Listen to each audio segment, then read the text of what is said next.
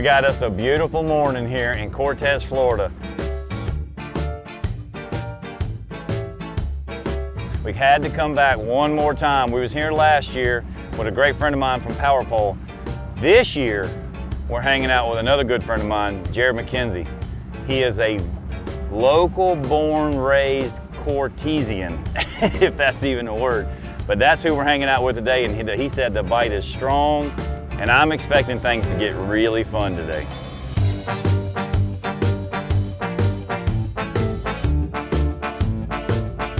Oh, there he is, there he is. Nice, nice.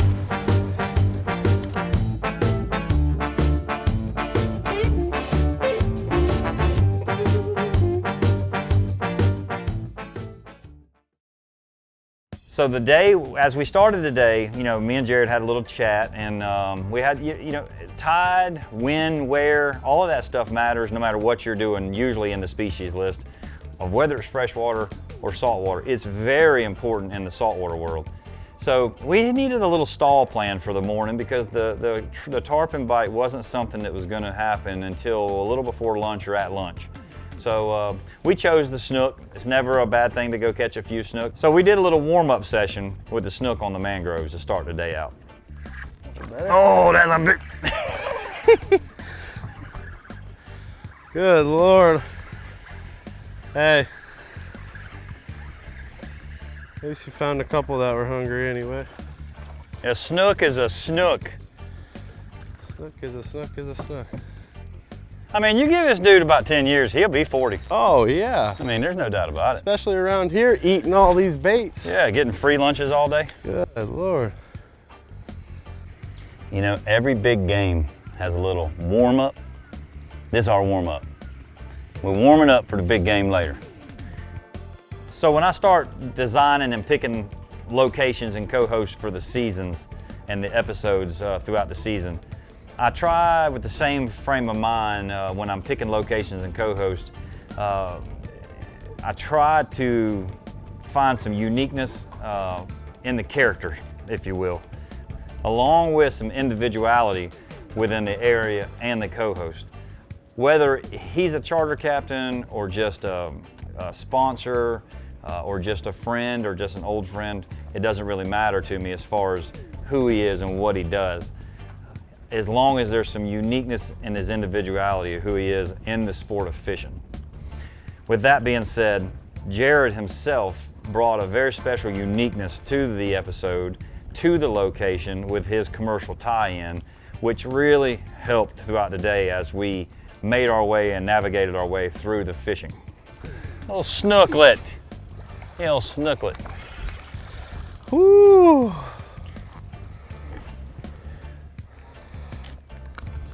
Fired up little male. See ya. Got one?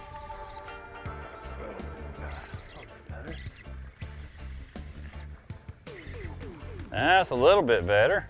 A bit. Actually moving water when he moves. Right. Yeah. There you go.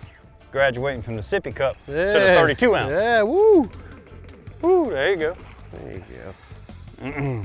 You gonna need some help with that? You want me to get the dip net? You just concentrate on hooking one there, big man. Here you go. You poke the bull, you get the horn. Yeah, Jarrod knew exactly when to go. You know, he knew when to hold it, when to fold it, for sure. We was snook fishing and we got on a pretty hot little bite in just one little corner. And we caught 5 or 6, 7, whatever it was right there. They were eating out of the palm of our hand. And all of a sudden, Jarrod looks at me and he goes, "Hey, buddy, it's time. Let's go." So you don't go against a man that's the local man when it comes to a knowledge. I've been around long enough to know that. So we shut things down, got out of the bay, and went straight to the tarpon session. All right, well, Jarrod, I don't know about you, but I feel like we at least, I won't say cracked the code, but we at least got a little self-confidence back on that little snook bite. That was, we had them feeding, we had them popping the top, we got a handful of them. Now we can walk out here with our head up a little bit.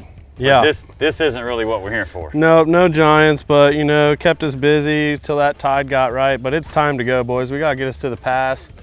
Gotta get that tarpon bite going. That's what we're here for anyway. We're on the tarpon clock now. That's right. Let's go, Bubba. Let's hit it.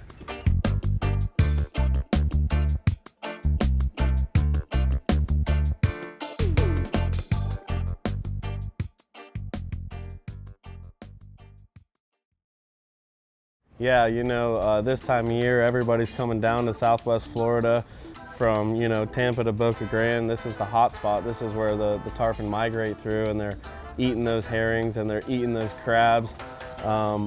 Sometimes they're on the beach, sometimes they're up by the bay, sometimes they're right in the passes. And on our way out to the beach today, we got blasted in the face by rolling tarpon right in the pass. So, oh, there they are, you know, and we decided to make the decision to stay in the pass, set up, you know, start doing our bait, and it worked. What you got? There he is. Tarpon?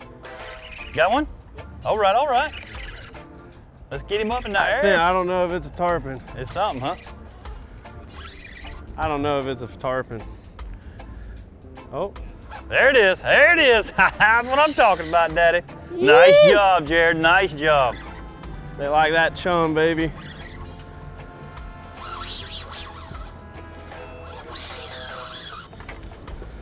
Nice! Nice work, dude, nice work. Coming up to the bow. Okay, come on. Got you a free lane right here, baby. Good job. You want the rod? Nah, man, no, you do you. Let's get it. You sure? Yes, sir. 100% don't. Jarrod says, man, we just got to put a few free chunks in there. Give him a little free lunch. I told him I hate dead baiting. Yeah. You can't hate this though, boy. You can't hate this. No, not at all. No, Look you at can't hate nice this. Fish. Nice fish. Mm-hmm. That's a good fish. What do you think, about 125, 115? Yeah, 100 at least. Come on now, I like my numbers better. Quit trying to steal my numbers.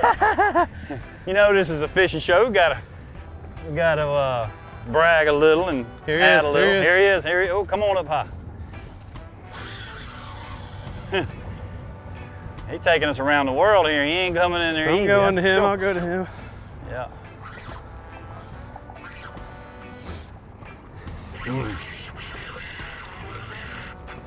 Woo! Nice!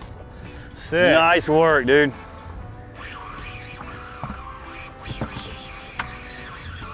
Trying to get back with that school. Coming up. In the air, that's what's up. Damn. Oh, there it went, bro. Nice job. Dang. Hey, that's how it goes down, though. That's it. There's not much you can do about that. That was sick, though. I'll take that. That was like, what, did you get 5 jumps out of 6 Yeah, jumps? no, yeah. You had to have been close to breaking him. That had to, like, Look. usually, you know, you get 6 to 8, you know, and then they, just threw it, yeah. Through the hook, everything's good. Typical, dude. Hey. Let's get it set back up. Get it, baby. Nice job. Yo, nice job. Oh, they're still rolling. He went right back with the school, too. Yeah, that first fish we hooked, that's usually how it happens, too. You know, they always catch you by surprise. We had our little chum deal going there, and we started just drifting our baits back. And a lot of times when you get a chum slit going, everything shows up. That stench is in the water, that blood's flowing. So I felt a bite, and I kind of got it tight, and I didn't really know. Then I knew, then I didn't know. Mr. Jack behind me said, tarpon, tarpon, tarpon. You know, we came tight, and it was tight, and she jumped a couple times. That was a fun fish. I think that was, out of the entire day, that was probably my favorite fish, the bite and the jumps. He was jumping. It was fun, acrobat, and that was a good fish, memorable fish. There's all kinds of various ways to fish for tarpon. We all know that.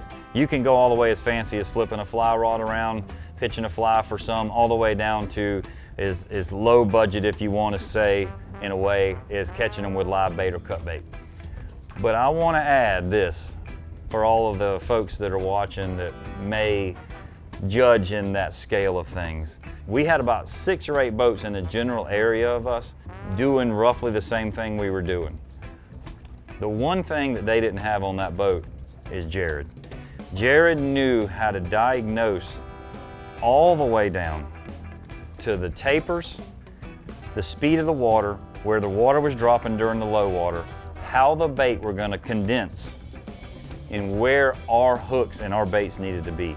That was the key to our success versus the ones around us that were just copying and pitching baits and doing whatever they could under the bridge.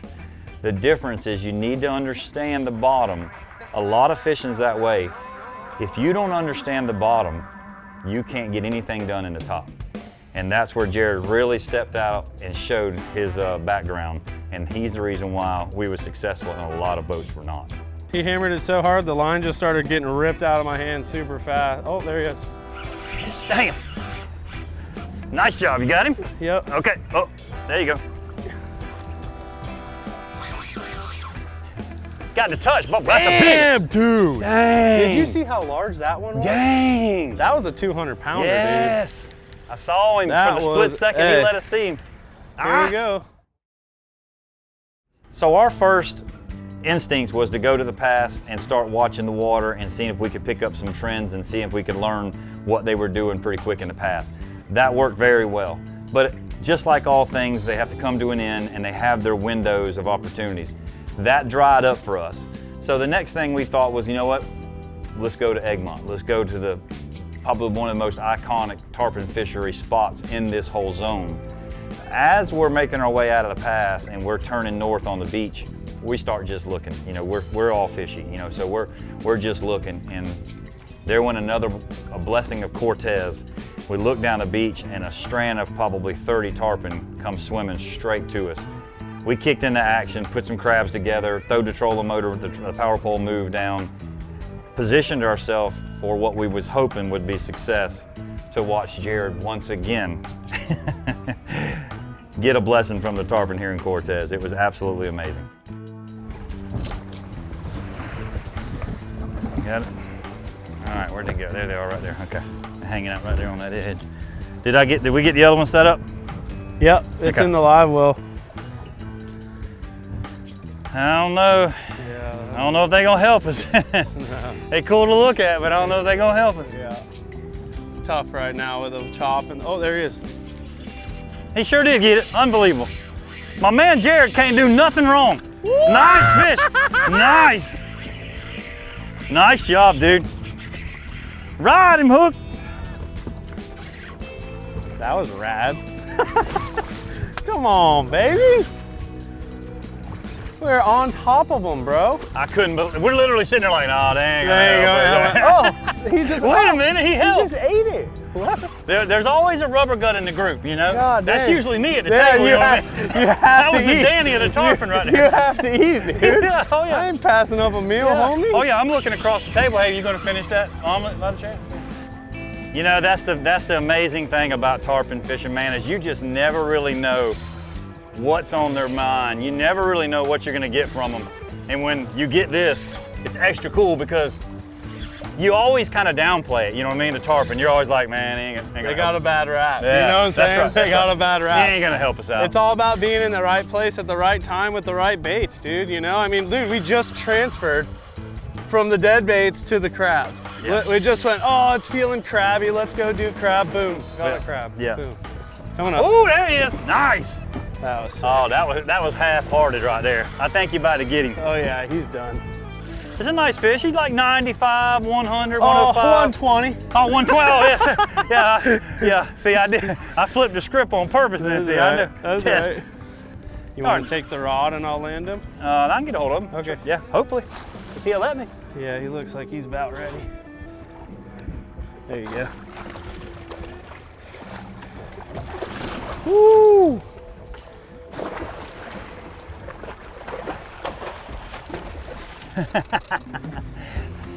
Every one of them's a little more hard-headed than the other one, but they're all hard-headed. Come on over here with that. Grab that bottom lip and hold her tight. Real hard. Nope. I just about had my second thumb on it. Just about. Want to switch? No, give me one more shot. That was only my first shot where I actually touched her. Dang.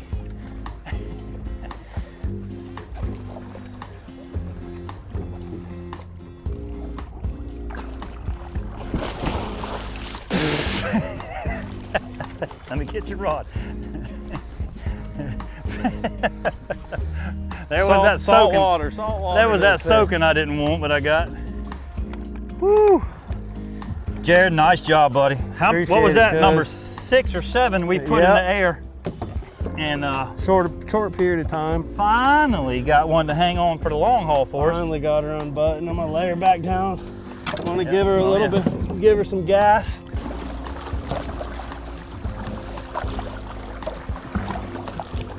Very important to get these fish revived nice. The shark activity out on these beaches can get a little crazy. So there she goes. There she goes. There she goes. She's happy. She's good. Went on down. Hey, Nice work, brother. Nice work. Good job. Good job, boys. That was cool. Yeah, that's what it's all about. You got to land that fish. That's one of the most discouraging things with these fish is you could hook 10, 15 fish and not land a single one. And sometimes in the past with that tide cranking, that'll happen to you. And we saw it. It happened. We did 4 or 5 in a row, jumped them, they came off. It was fun, boosted morale. But me and Danny looked at each other. We said, we still got to get one to the boat, Bubba. We need a fish boat side. So yeah, it was the hoorah moment when we got that one boat side and pretty fish. So as I watched Jarrod perform one of the most impressive overtakings on the boat, and I've fished with a lot of people in my life. I've been filming in a co-host position for 15, 16 years, and now we're in season 2 of Beyond the Surface. I've hung with the best of them. I've barely lost to the best of them, and I've beat some of the best of them. This episode in Jarrod's backyard, I joked around during the episode while we were on the water in action, and I joked around with him and I told him, I said, man, these fish know you're here today. These fish know Jarrod's ready to go and they need them to step up. I was literally barely on the boat. I was his little cheerleader most of the time. And I'm okay with that, trust me, because my goal is to come into a location and bring out the location's positives and just put together a great fishing show. That's what my goal is. My goal is to do the planning, show up, and be successful and go home. I couldn't have done it without Jarrod, and his connection with Cortez and his commercial world and where he's from and what he does shined 100%. I might have been Jarrod's cheerleader all day long, but I got no problem with it, and something tells me I'll be back for more on another time.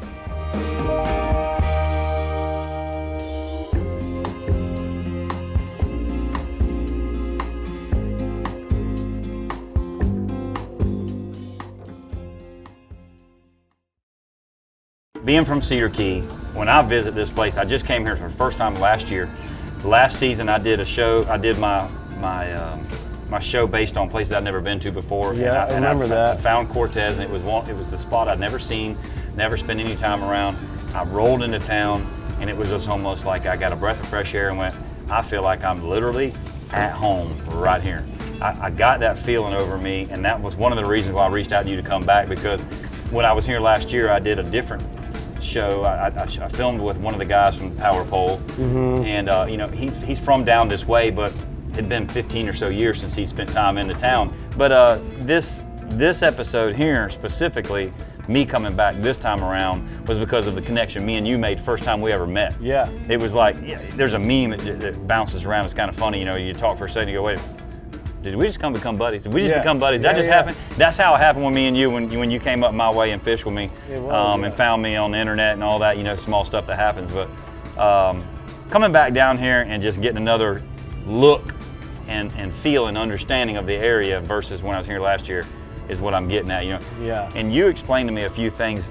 You know, we were talking and I was going, you know, hey, this place is different, it's special. It's real special. And then you educated me on why I was feeling that way. I think it's just the deep-rooted commercial fishing culture. Obviously, the sport fishing industry here is booming. We have great sport fish. It's awesome. But I think everybody gets that small, old Florida feel when they reach Cortez and they step foot on the docks in Cortez. You know, it's the oldest working fishing village in the state of Florida, second in the nation. I mean, we got roots here. We've done everything: mullet, crab, grouper, swordfish, tuna, herring, bait. I mean, we catch everything. And you know, the fish house owners and the people who kind of run the show are great people. You know, they buy properties, they put their employees in those houses at a cheap rate just to keep that small town, you know, sustainable fishing village going. And it's dying in Florida. So to see it with this huge boom in the area and to have this little nook, it's nice and it's special. And I think that's why you felt that hominess. I ain't kidding when I say this. I know I keep harping on that, but being from a small town and watching the small town feel trickle away. We're still a small town compared, at Cedar Key, but I've watched it trickle in the wrong direction. But when I came in here, it literally took me over. I ain't kidding. I got goosebumps, and I was like, whoa, what am I feeling here? Yeah. And when you told me that, the story, of the local lady that done what she done there, and I thought, most folks wouldn't do that. Most folks they would just blind eye it, take the money and run. Absolutely. And just be, but I think we're not going to name no names and make a big deal about it, but I think that lady deserves a huge reward. And gratitude for that, to preserve what's been here so many years and is still here. And I think that's about as dang special as you can get. That's the charm. That's the charm. That's why people fell in love with this place and continue to, every time they visit. So when you design these episodes with various co-hosts for various reasons, and you end up with one of the episodes where you have a local charter captain involved, one of the good things that comes from that is you can kind of dictate a little bit about the day. You're not learning so much as you go throughout the day. You have some local intel to help navigate. So the day really and truly panned out almost to the T to how Jarrod had described what to expect. A little pregame warm-up, so to speak, with the Snook in the bushes went well for us. As soon as the time frame hit, we switched gears over to the tarpon. We caught some tarpon in one type of design, and then when that fizzled, we went on to try for another one, caught a tarpon in that design. Really was a very perfectly planned day and executed even better.